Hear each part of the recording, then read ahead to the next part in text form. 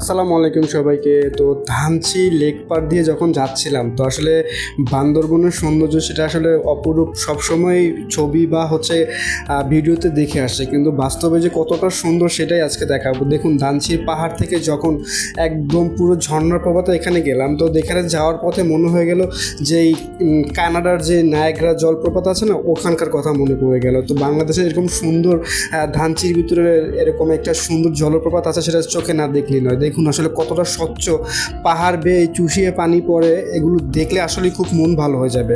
তো আসলে যারা ডিপ্রেশনে থাকেন বা এরকম জায়গায় ঘুরতে যেতে চান, তারা একবার হলেও এই ধানচি বান্দরবন জলপ্রপাত দেখতে পারেন। খুব সুন্দর এবং মনোরম পরিবেশ, আপনাকে একদম পাগল করে দিবে। সো জলপ্রপাত আসলে যে কতটা সুন্দর হয় সেটা আসলে চোখে না দেখলেই নয়, সেটাই আজকে দেখালাম আপনাদের।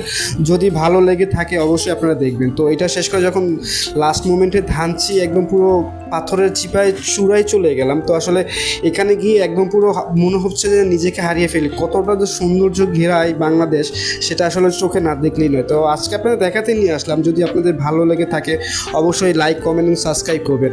আর এই ভিডিওটা দেখার জন্য সবাইকে ধন্যবাদ। Thank you.